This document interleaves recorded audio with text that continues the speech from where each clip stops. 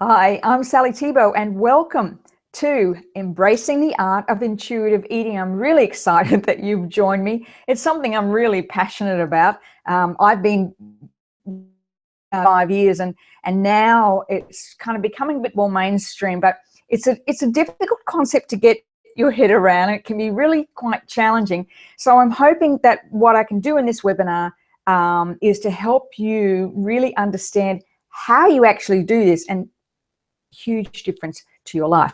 So the webinar will run for about 40 to 45 minutes, and I'll be sharing some slides with you. So I'll go off camera in a minute and share some slides with you. And then I'm going to come back and we're going to do a tapping session, of course. Always finish with a very powerful tapping session. So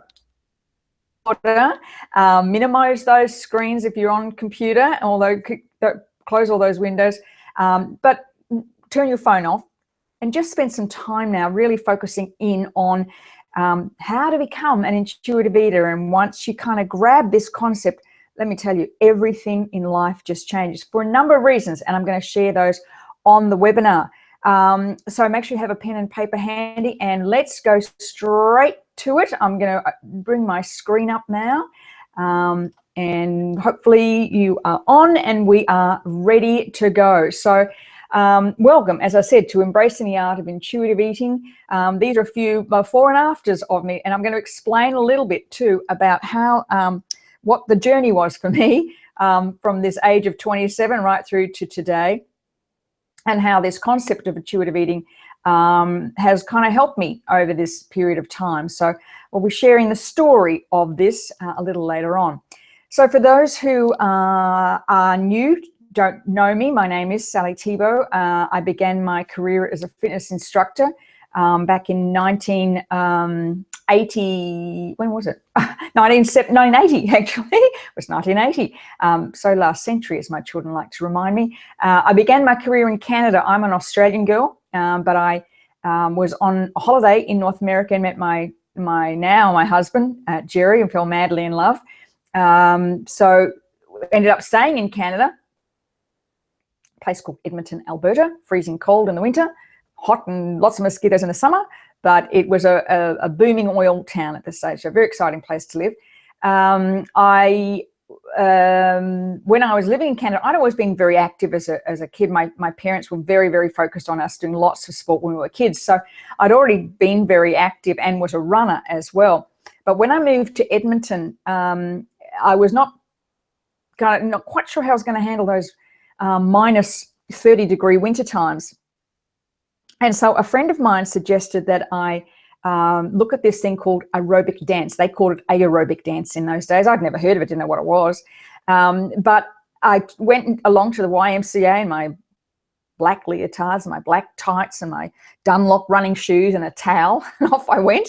And my very first, I absolutely fell in love with this. It was exercise to music, and it was choreographed. So I was just in seventh heaven, just absolutely loved it, and very quickly became an instructor. And Jerry and I went on to open big dance studios throughout Western Canada. We went on to train over 400 instructors in that time. I had a TV show called Aerobics Unlimited, which was the first Canadian cable TV show. And the culmination, this photograph you see here is me in front of 2,000 people. It was the opening of the Edmonton Convention Centre with the largest indoor aerobic class at the time. And it was phenomenal, actually. It was an incredible night. You can imagine all those people doing group exercise. Long time before social media and movies and, iPhones and all those things. That's actually just cameramen behind me. We made the TV news the next day. It was really quite exciting. Not long after that, my mother became ill, and Jerry had always wanted our kids, when we were going to have children, to grow up by the ocean. So we decided to leave the snowy, cold, icy, cold, minus 32-degree temperatures of Edmonton, and we moved to the Gold Coast via Melbourne. There was no way. We figured if we were leaving the cold weather, we weren't certainly going back to live in Melbourne. We made our way out to the Gold Coast, and that's where we've been for the last 32 years. During that time, we've had 3 children. Our son, David, now lives in Montreal in Canada with his fiancée, Corinne. They're getting married next year. Our middle daughter, Alyssa, who is with Channel 9, she lives in Sydney. And our youngest daughter, Caitlin, who's a dancer, and she actually lives in Vancouver. So all the children are dual citizens, and so they've decided they want to experience life in Canada. David just so happened to meet Corinne many years ago online in a gaming room, believe it or not, and they're getting married next year. So it's a wonderful story. I continued on the fitness industry for a number of years. I worked at the Gold Coast International Hotel in Surfers Paradise. I was there for about 10 years. And during that time, I was really quite frustrated with the fitness industry because I believed that they weren't addressing the real needs of many women. And I left the fitness industry. So I left kind of working in a gym and began to run a series of seminars called Super Body, the art of losing weight permanently, and wrote a book about intuitive eating, believe it or not, way back then, which in those days, of course, sent off to all publishers and didn't get past many of the gatekeepers. I did get one very nice rejection letter back to say, we think you're onto something, we just don't quite know. Seems to be missing something. And I actually dug the manuscript out a number of years ago. It was in the garage, and read it and thought, oh, I know the thing that was missing was good writing. It was terrible. Back in my foray, my very first foray in writing a book. But in 1997, our son, David, who was 12 old at the time, was diagnosed with a little-known condition called Asperger's syndrome back then, a long time, I guess, again, before the internet and the information that's available today. So we were really on our own. I then decided, Jerry and I made a decision that one of us needed to come home because there was a lot of therapy we needed to do. We were sort of, now knowing what we know now, we were in quite a bit of catch-up, and I needed to really ramp up the speech therapy, occupational therapy. So I came home, which was also good for the two girls because I became a full-time mother at home. After a period of time, we kind of got David all sorted. I decided to go back to work. My children were at a small school. At the time, it was a small school. And the school actually offered me a position. I guess I was there long enough every day. They offered me a position. And I was there for 10 years as the Director of Community Relations, looking after the marketing and events and fundraising for the college. In 2010, however, at the encouragement of a friend of mine, we wrote the story of our family's journey following David's diagnosis, and I launched David's Gift in April 2010, which led to numerous TV and radio appearances, 2 national TV appearances, as well as articles and interviews and newspaper and radio. Folded me into a journey of working in the field of autism. I ended up running seminars for parents, caregivers, and for staff on how to deal. Mostly my area was in helping parents come to terms with it and how schools and parents could work together. So I went on to do numerous keynote addresses. We ran workshops, and I was also hired as a guest lecturer at a university here in Queensland for a period of time, teaching teachers how to work with children on the spectrum. However, as David kind of met Corinne and moved, I realised that my role in the field of autism was kind of coming to an end. I needed to release David for him to live his best life. And really, while autism was my world, he was inexplicably kind of connected to me, and I felt he needed to have his own time in it. As things happen, as things always happen, I was also introduced at the same time to the wonderful emotional freedom technique known as tapping. Really then that was the perfect opportunity for me to sort of segue into a new career. It was then bringing everything that I had done. I'm also a professional counsellor, professional speaking, and also had worked with people in the area of weight loss and health and success and relationships, and it was kind of brought it all together with tapping. And my new book, Tapping to Reclaim You, Your Passion, Power and Purpose in 30 Days, is actually due for release in a couple of weeks. So we're on a different trajectory. We're moving forward, and now I'm kind of, it's almost like I've come full circle. Isn't that always the way that life is? So I'm going to switch to what we're going to focus on in this, and that is embracing what I call the art of intuitive eating. And I call it an art because that's what it is. It's not something you wake up one morning and decide you're going to do. There's actually an art to this. But the beauty about this is once you get this, it's like this, you really are sculpting ideas and understanding who you are and why things happen in your life. And it really is an art. And that's all the way, I guess we could explain it. So when I first started teaching fitness in 1979, back then we were talking about the obesity epidemic. And here we are 37 years later about it. But all the information programs and new amazing ideas, it's actually gotten worse, not better. I guess in a way I have the ability now, because I've been around for so long, is that I know the trends of time. In 1970, everybody was on what they called the Pritikin diet, which might be proceeding where you are at the moment, but I remember my parents being on it. It was an extremely, extremely difficult diet to stick to. No fat. Back in those days, they believed that fat caused cholesterol. It was very difficult, but it was the trend, and it was simply, meat with no fat, chicken skin off. It was just very, very difficult.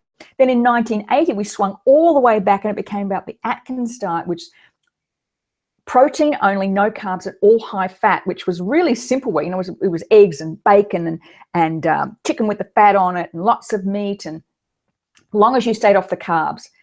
Then in the 1980s and 90s, it became the low fat era, where we went all the way back the other way and went, oh my gosh, everyone's getting fat. They're still not, they're eating too much. We've got to go low fat.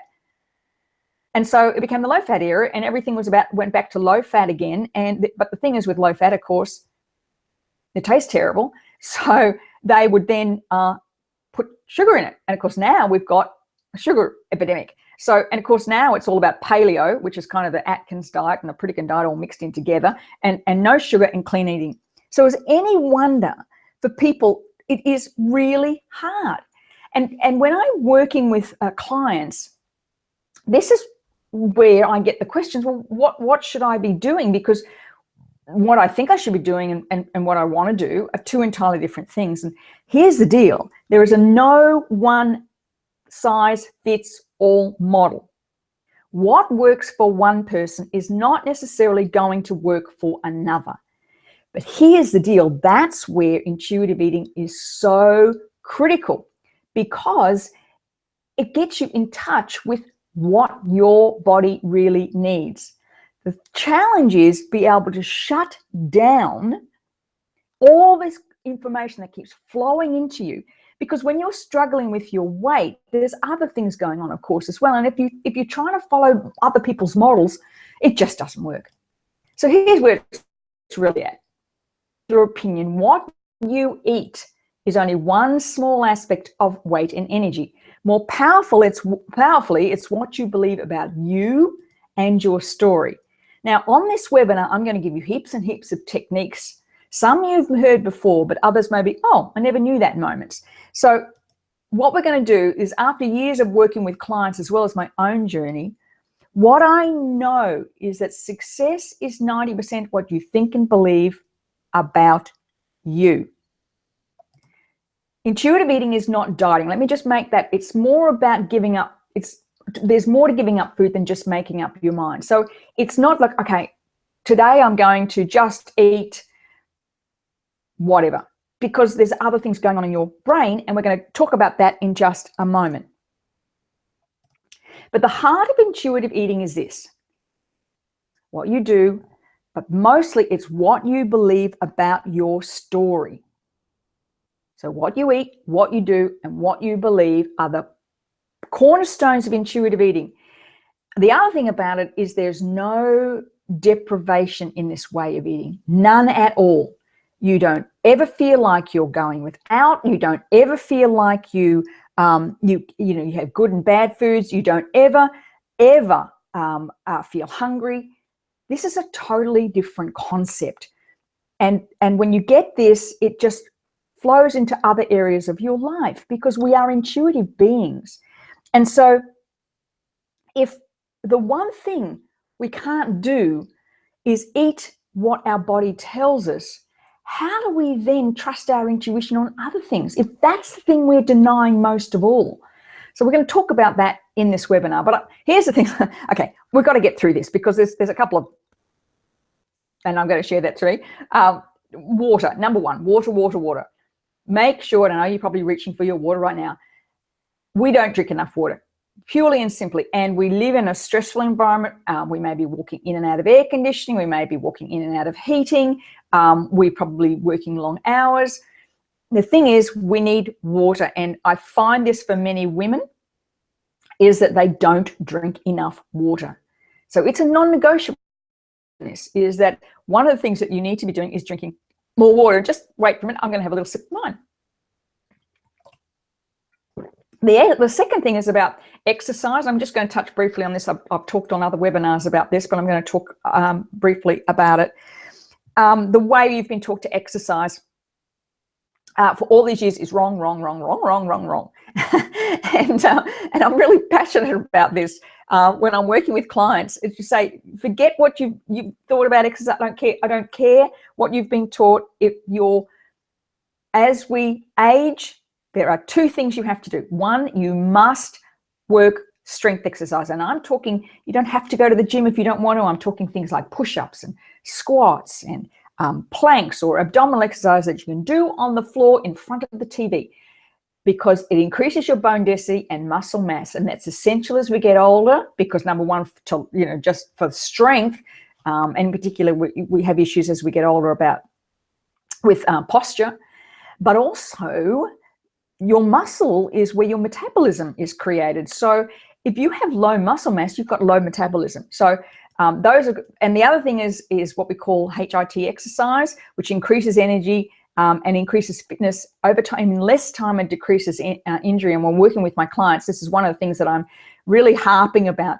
Don't increase the time of your exercise. Keep it 20 minutes, maybe 30 minutes a day. Don't do any more than that. That's silly. It's wasting time, makes you tired. Ugh. You need to be doing HIIT, which is where you're increasing intensity every now and then between sort of having rest. So I'm not going to harp on this too much, but it's just those are things that really, gosh, make a huge difference. Like, gosh, I exercise way less than I ever used to in my entire life, and certainly have way more energy than I ever did. So a couple of things to add to this. We have what's called shock and strength. So work out 3 to 4 times per week to maintain fitness, 5 times a week for weight loss, 3 weight bearing and 2 high intensity exercises. So always thinking, okay, how can I increase my muscle mass? How can I add in strength to what I'm doing? That's really your key at this stage in life. And of course, always see a doctor before embarking on any fitness routine, especially when you are over the age of 50. But now let's get back to intuitive eating. Those are the non-negotiables. Those are the things that when I'm working with clients, I'm checking in with them every day. Are you doing this? Are you doing this? Are you doing this? But we're going to move on now. We're going to really talk about intuitive eating. Now, it really comes down to choice. That's what intuitive eating is. It's making choices. And the 2 of the most powerful words that can change your life are the words I choose. Rather than I should, I could, I choose. The minute you start saying the words I choose, it gives a totally different perspective and energy to anything you do, and especially when it comes to the food you eat and the exercise you do. The words I choose can make all the difference in the world. But what we're going to be looking at is, in particular, a couple of other things I want to add is, when you get in body, you're going to begin to experience how these foods impact on you. And there are three foods that tend to cause most of the problems. It's not a one-size-fits-all model. These are the things you're looking at when you begin intuitive eating. So what's bread got to do with it? Could wheat be impacting on you, for instance? The only way you know is when you get in tune with it. Remember, going back to the word I choose. I choose. It's not I can't have, I won't have, blah, blah, blah. It's I choose. Many of my clients report that after monitoring their gluten intake, they've experienced the following: more energy, less bloating, and clearer thinking. Bread's a very hard one to get rid of because many of us have grown up with a fresh bread sandwich. That was kind of what we grew up with. Bread is everywhere. But part of this whole thing about intuitive eating is just recognizing, do certain foods impact on me? And this is the physical aspect of what we're talking about. Now, we're going to talk about the other side in a minute, but this is the physical stuff. The next is dairy. Hormones such as progesterone and insulin growth factors are used to, are making their way into the milk. It's not the milk we used to have when we were kids. It's very different. So when we consume the milk, it leads to an increased level of inflammation, skin breakdown, and get this one, aging, and acne in many people. When I read that, it was like, oh no. Now, here's the deal. I want to get back to this. It is not a one-size-fits-all model. I'm going to keep harping on this. But if you won't know until you test and measure and trial and listen, and dairy is one of those things that we've become so used to eating it in everything that we eat, we don't know how it's impacting on us. But when you begin this journey of intuitive eating, you get to feel again, because we look at why you're making choices. So you get to feel it. And, you know, one of the things that I really took a long time for me to really go, oh, I know it's the dairy, damn it. Because I was a great cheese lover. Oh, you know, nothing else than a good brie and a glass of red. But when I learned to really listen to my body and knew what it was saying, I realized dairy was the one that was the thing for me. But it's not for everybody. Again, remember, it's not one size fits all. And of course, sugar, I don't think I have to say much about sugar, really. I do go on about this a lot. But sugar is really huge issues. And part of the problem is coming out of that low-fat era, because they had to put sugar in stuff, you know, all the low-fat yogurts and smoothies and all sorts of things that now have high sugar.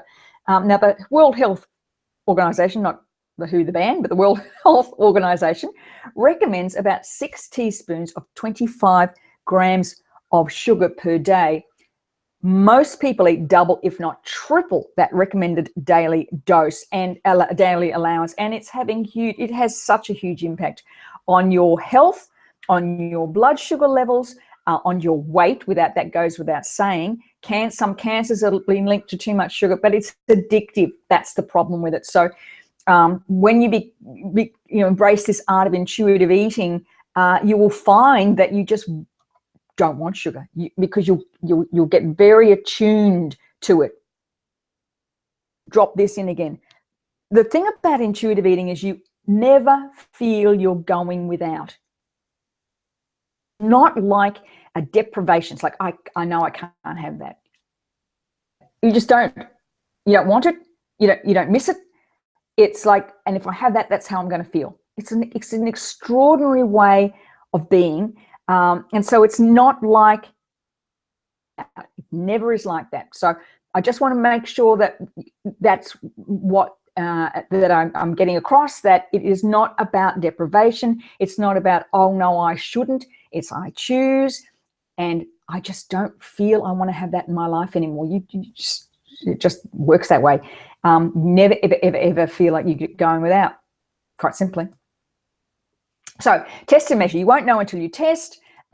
Remember, again, I'll say this over and over again, it's not a one-size-fits-all model. What works for some person isn't going to work for someone else, but you don't know that until you begin to think about intuitive eating. What works for somebody is not necessarily right for somebody else. And of course, the best person to ask is your own body, and that forms the basis of the art of intuitive eating. Knowing that certain foods make you feel uncomfortable or tired, but still choosing to eat them, knowing that you should exercise, and I use that word should, but don't, comes from a deep subconscious limbic brain choice. I'm going to talk a little bit now about the limbic brain, or often referred to as the emotional brain. It's not only responsible for our emotional lives, but also our higher mental functions, such as learning and formation as memory. Now, I'm going to do a very quick Brain 101. I'm not staying on this very long because I'm not a brain surgeon, but to understand this. Now, the limbic system consists of the amygdala, the hippocampus, and the hypothalamus, and numerous others. I'm going to talk very quickly, as I said. And this is all about stress and cortisol. So the amygdala, which is this kind of little, like an almond-shaped bunch of nerves and cells, helps the brain recognize potential threats, and helps prepare the body for the flight, fight, or freeze response, how we're thinking and feeling. It stores all those memories of times in the past when you've been upset or something's happened or trauma. The trouble with the amygdala, it doesn't know time. So if something traumatic, and when we're thinking about children, remember, it doesn't have to be severe trauma, but it can be trauma as much as people being bullied at school or people making fun of you. That gets locked in your amygdala because its role is to keep you safe. So if you're in a situation where it's unsafe, it triggers and you want to experience the flight, fight, freeze response, floods the body with cortisol for it to do something.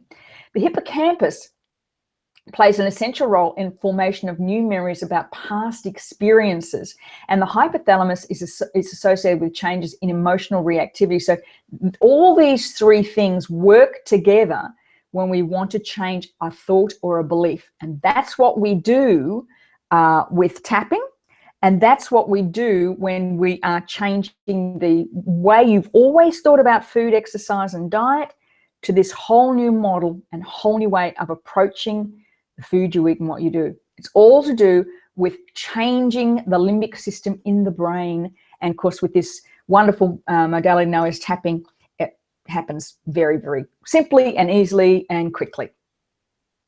Now, here's the thing about our emotional brain. It seeks to recreate the memory of love, fun, or safety 200 times faster than our rational brain. 200 times faster. It's what advertisers appeal to you emotionally. But so if you've ever grabbed a chocolate, even though you didn't really want one, only to think a minute later, why did I do that? Now you know, that's your limbic brain. It operates 200 times faster. So even though you go, okay, no, I'm not having that today. Today I'm going to eat healthy. I'm going to do and eat healthy. But it flies out the window the minute you're stressed, or somebody says something to you, or looks at you the strange way. You want to just strangle your boss. You eat a chocolate instead. That's what it is. It's the limbic system making that choice for you, even though you didn't want to do that today. You get really frustrated and annoyed. But your body tells you the truth. Here we go. When we learn to choose foods that enhance you, that nourish you, when you move to that place of totally accepting, loving, and honoring your body that continues to support you no matter how badly you've treated it in the past, your body will always tell you what it needs. Always. It sends us messages, and it will also tell you what it doesn't want, what it doesn't need. It will tell you because you'll get weight gain, bloating, tiredness, illness, anxiety, headaches, nausea, cravings, no energy. Behind each of these symptoms can be the clue to the impact that certain foods have on your body. The trouble is we don't listen. Because if we've gotten this kind of, diet idea about what we should and shouldn't eat based on what somebody else has told us, we go past this. We think it's not working for us. We think maybe we've got it wrong. But your body always tells you. So if you're feeling uncomfortable or no energy or bloated or tired or ill or anxious or headaches, it's not about what you're doing shouldn't be doing. It's your body trying to tell you, and your job is to simply to listen to what it is. It's just to listen to what your body's trying to tell you. But the thing is, we ignore it. That's the problem. We just sail right over it. There can never be a one-size-fits-all model. We're all different. But when you learn to listen to your own body, when you understand why you continue to eat certain foods from an emotional perspective, you gain your power back. So let's go back to what we were talking about before. So, you have a certain way that somebody tells you should be eating to lose weight, whatever that is at the moment. Remember, I don't know what the next decade they're going to say, because it's probably going to change because that's been the pattern. Just because it's the way it is right now doesn't mean it's going to be like that forever. And you struggle with that, and you find yourself that you can't stick to it, or it doesn't work for you, or, you're finding even though you go without things for 4 weeks or 5 weeks or 6 weeks, and then you have this big, I don't care what, I've had enough, I'm going to have the wine and the chocolate, I'm done. That's the key to it, you see, because that's your body telling you, and the limbic system telling you there's something more going on. See, it's not about willpower or determination or discipline, but rather from a desire to fill a need that's not being met, purely and simply. And this big thing about, determination, the willpower and motivation to stick to this way of eating, that's just so wrong. Because when you discover how to do this, there is no challenge. It's not hard. You just want to. And it's actually, interesting enough, not even a conscious choice. Because when you change the limbic system, you release that emotional connectivity to the food, everything changes. Because most times we don't make a decision from a purely physiological perspective. We make it from an emotional perspective. Remember, talking about the limbic brain again. We eat because we're tired or overwhelmed or angry or stressed or frustrated, annoyed, sad, lonely, or whatever the emotion is that we're unable to express. And we reach for foods that we think are going to make us feel better rather than dealing with what's bothering us. Because food has a way of us remembering a time when life was simpler, easier, better. It takes us straight back there, consciously or not. That's what it does. See, every response Every response evolves from a pattern created from our interpretation of people, events, or words from our past. We are a sum total of all our experiences. Each and every belief, thought, feeling, word, action, and reality comes from our interpretation of an event we experienced. It causes us to make decisions based on what we feel and think about ourselves, based on belief, thought, feeling, word, action, and reality. Because if you're unhappy with the reality of where you're at, the best way to deal with it is to go back and find what the belief is that's underpinning it. That's so much easier than going without food or making yourself get up at 5 o'clock in the morning to go for an hour walk. If you're not happy with the reality of your body at the moment, we just go back and look what the belief is, because that's a whole heap easier. And when that happens, when you change that belief, when we find out what's causing it, there's no discussion. It's not that hard. The beauty about it is it becomes a way of life. That's what intuitive eating is all about. It becomes a way of life. But the sum total of all of this is that we're trying to reclaim the who of you. Because every aspect of our lives is about us. You at age 3, you at age 7, you at age 12, at 15, 18, 21, 25, 30, 35, 40, 45, and you now. You are like a rose petal. Each petal signifies a part of you, the delicate part of you. The who you are is the core of this beautiful flower. And as you open up those petals, because they represent a whole of you, and you embrace and pull all that energy back in, you just become this beautiful who you are. The thing is, there's things that have happened to us in our lives that have dictated us. There's things that happened to you when you were 15 that dictated a way your life chose because of something somebody said to you. You at age 21 is so different from you at age 45, but who were you at 21? In order to embrace the art of intuitive eating, we go looking for all these things that have happened to you that have moved you away from that ability to just be intuitive all the time. And as I mentioned before, this is not just about food. It actually flows over to the rest of your life, because when you get this handled, when the one thing that is the thing that dictates our survival, when you get that handled, then you just open up to all the amazing possibilities that now exist for you because of the who you really are you can be you again. But when you're making those choices constantly from this shattered piece of you, this shattered part of you, you're not the real you. You can't listen to the intuition because you just shut down the messages that it's trying to send you. I want to share a little bit about as I mentioned at the beginning, the story of me and the history. So the first, there we go, straight away. So with the thing over the top of me. So this is who I was at 27. I was teaching 4 aerobic classes a day. I was running 10 kilometers 4 times a week. I was living on lettuce and grilled chicken. Remember those days and the really low fat days? I was terrified if I put on a pound of weight. I had severe shin splints, back and knee issues at 27. And my entire sense of self depended on what the scale said. Even though I was thin and I looked healthy and I had a great career, nobody knew what was going on inside of me. My whole life was about what I put in my mouth.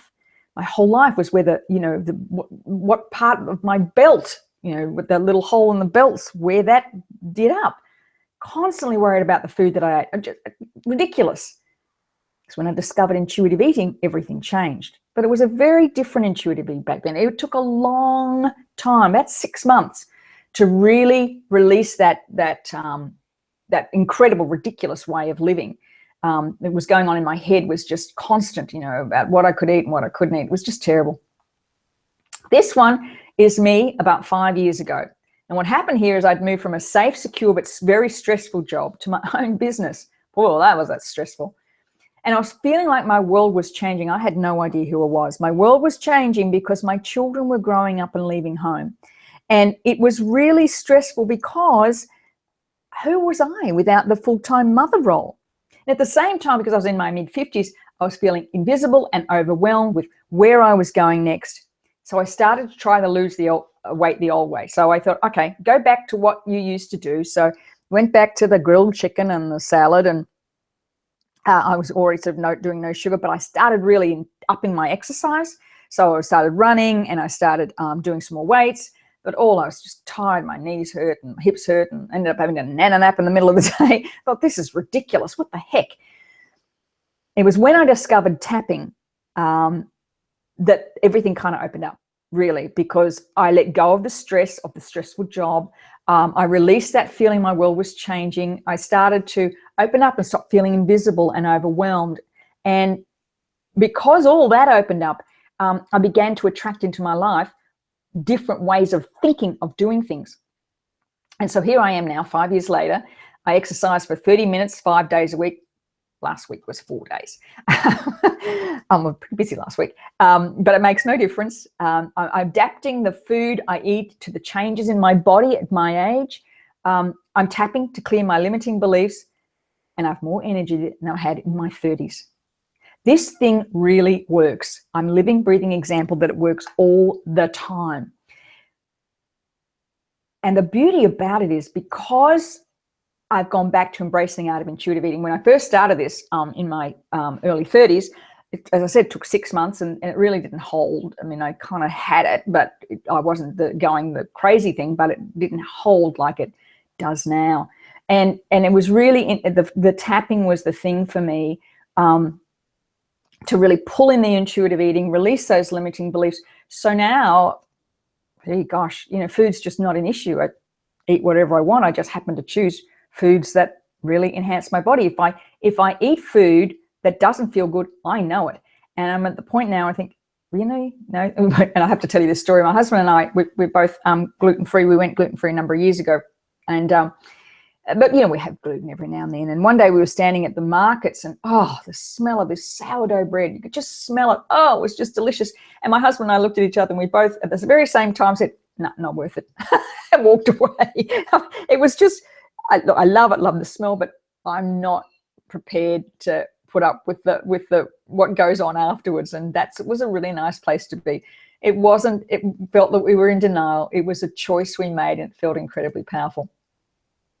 But here's the deal. Our food choices represent the very basis by which we value ourselves. When you eat intuitively, that is, you are making your choices from a physiological perspective. In other words, we're asking our body what it needs, not an emotional perspective. That's the challenge. Your body adapts naturally to its perfect weight. No drama, no stress, no struggle. There just isn't. You know, here's what I know to be true. With 35 years of fitness experience and 60 years of life, oh God, that's hard to get to say. 60 years of life experience behind me. Still struggling with that number. When you learn to distinguish a physiological choice from an emotional choice, everything changes. Everything. To break free is not easy. It's simple. When you break through the other side, you go, how did I not know that before? What the heck? It's a journey back to self. It took a number of years to finally understand each and every nuance of how to embrace the art of intuitive eating. And as I said before, I embraced this in my 30s. It was still a journey. But in the last few years in particular, the knowledge of the past, I finally now have the tools I needed to absolutely embrace this. And not the years it took me before, but within weeks to lock it in. So I combined with my experience of the past and my knowledge of the last few years, I've created what I believe the most powerful formula yet to unlocking the secrets to embracing this concept. And simply this: the patterns of our past impact on the responses in our present. And that's where tapping comes in. So tapping shatters the connection of the food to a memory. Okay, so what we do in tapping is we look at why you're reaching for the particular foods that you're doing. So if you know a particular food, for instance, doesn't make you feel good, but you keep eating it, what we do is we look at, okay, what's the connection? What's the emotion? Because it's an emotional connection. Because if there was no emotional connection to it, you wouldn't do it. You just go, no, thanks. I'll make that choice not to. That's why diets will never work, don't work. Oh, I can go on and on about it, but it's not going to work. And I don't care whether it's paleo or the blood type diet or clean eating or whatever it is, it won't work if you still have an emotional connection to a food that causes discomfort in your body. And isn't it a lot easier to get that out, the emotional connection, than to continue to deny yourself or think it's all about motivation or I just have to, have some determination? Because what tapping does, it rewires a new belief, a new way of doing, thinking. I'll say that again, new way of thinking and a new way of doing. And it is so simple. It's just so simple.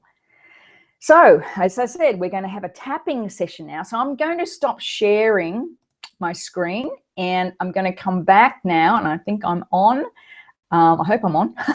Yes, there I am. I'm on. Okay, we're going to do some tapping now, and we're going to be tapping on.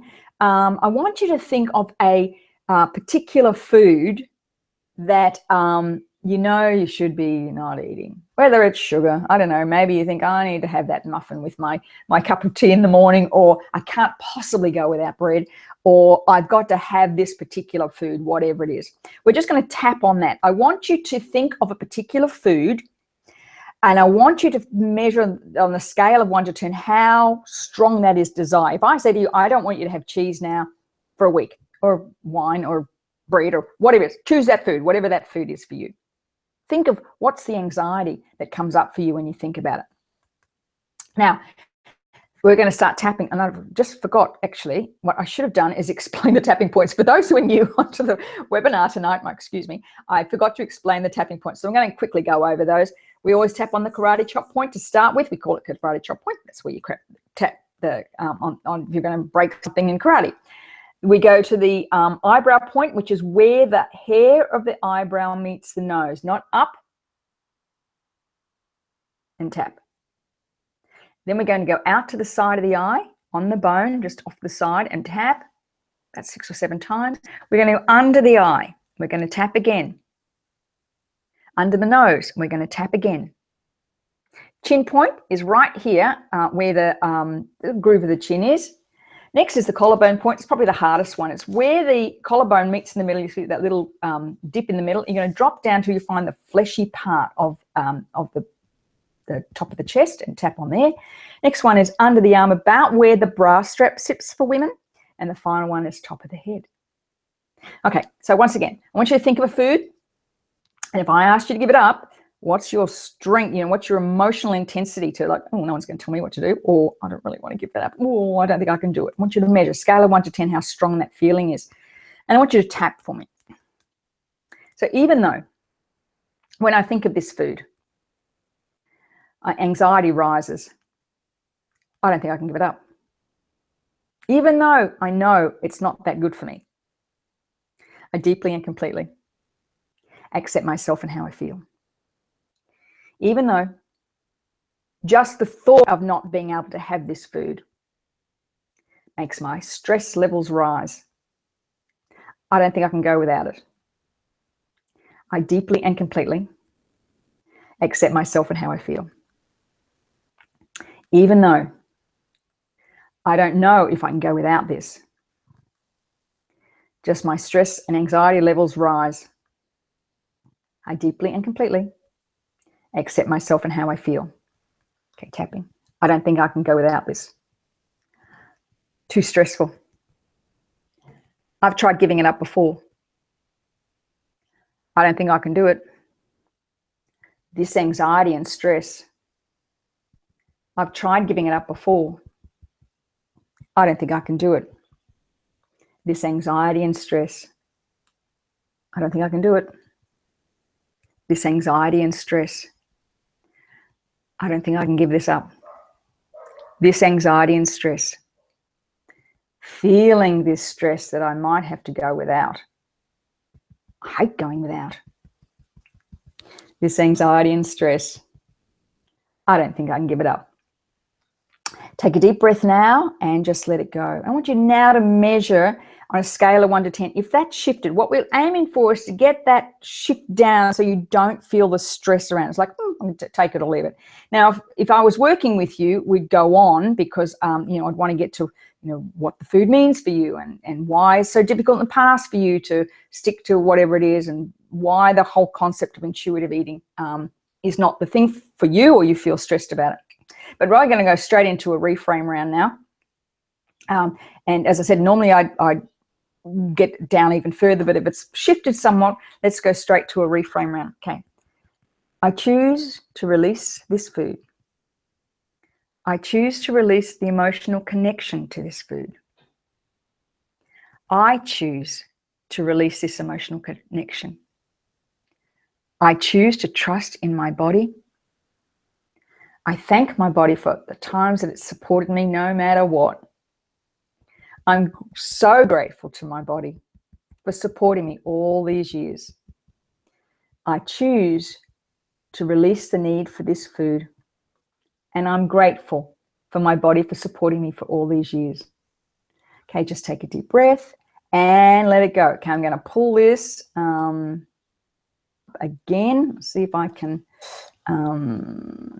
get this now. Just bear with me for a second while I'll see what's going on. I need to go back to this screen and I need to go to this sharing. Oh, here we are. There we go. Share. I hope you're seeing this.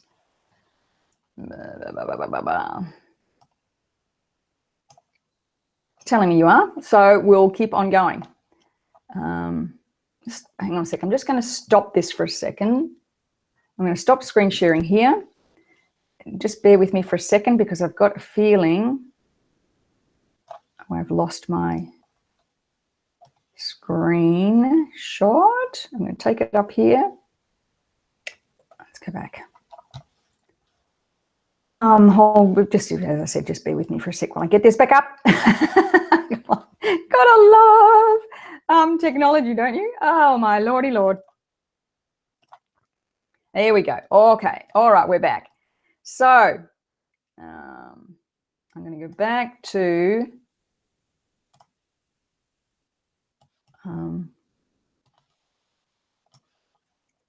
where are we? We're going to go all the way through this. Oh, how annoying. Lost the... Oh, see, now I'm just testing you. Did you read all that? Remember all that? Oh my goodness gracious me. Oh, we're going to slow down in a second. There we go, all those little ages, isn't that cute? History. Back. All right, so back to where tapping shatters the emotional connection to the memory and rewires a new way of thinking. So once you make a decision, the universe conspires to make it happen. That's what it's all about. So I want to take a little bit of time to share with you about the brand new Transform You, the ultimate journey, I'm calling it. It's a focus on your unique intuitive eating journey. It's an online journey, but you'll have support over 8 weeks that will allow your body to reset itself and take this knowledge and make it permanent. It's all online. With access to daily support from me, you'll be finally free to reclaim your body, your energy, and vitality, and you'll be able to eat exactly what your body needs. No more, no less. But what's different about this, as I keep going on and on in this, it's tailor-made for you. It's not a one-size-fits-all model, never has been. It's very different. When I work with people, we start with an in-depth questionnaire because this journey is not, as I said, a one-size-fits-all model. And I'm very passionate about this because, you know, after all those years of working in the fitness industry, that was a thing that frustrated me more than anything, was we'd make these great blanket statements about what you should and shouldn't be doing. And in fact, it was never the truth. From day one, it's always been never been a one-size-fits-all model. And even now, you know, in order for you to really embrace intuitive eating, again, it's about you. It's your uniqueness. And so the whole concept is that I'm there to support you. We begin with an in-depth questionnaire. This program has 3 versions to it, and it depends on what's critical and personal for you to achieve success. It's 8 weeks long. As I said, it's all online, but you have daily interaction and support with me. And we do also have weekly calls. And the process is working. One of my clients just excitedly messaged me last night, so excited. She's down 4 kilos in 6 weeks and absolutely said, I can't believe how simple this has been. I just can't believe how simple this has been. After all these years, she's the same age as me. She said, of all these years that I've thought it was about, you know, exercise. And she said, I'm exercising way less than I ever have. I'm eating everything I want. I'm not hungry. And there are foods now that I just don't want, and I recognize now that that's what my body's been telling me all these years. So, you know, 4 kilos in 6 weeks is phenomenal to me. As I said to her on the phone, this is, to me, is permanent weight loss. You won't put this back on again ever.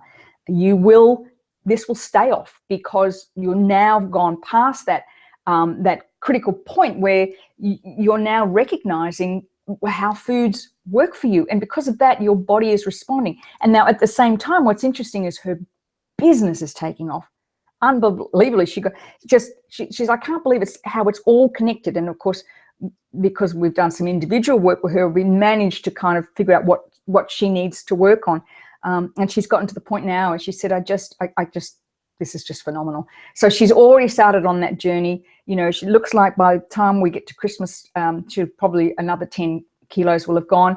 The beauty about it is it's not like you're going to put it back on when Christmas time comes. It's not going to happen. It's just not going to happen because you now embrace intuitive eating. That's the difference.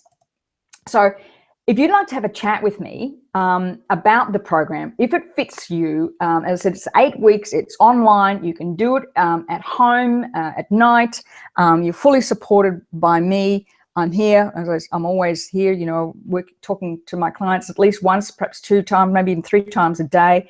Click on the link below and let's organize a chat to see if and how I can help you. If it's something that you want, if you feel it's a fit, if you're ready to embrace this journey, if you're so over this whole weight and exercise and energy thing and you really want to make a change, message below, click on the link below. Let's organize a chat, see if and how I can help in this online program where, you know, it's affordable.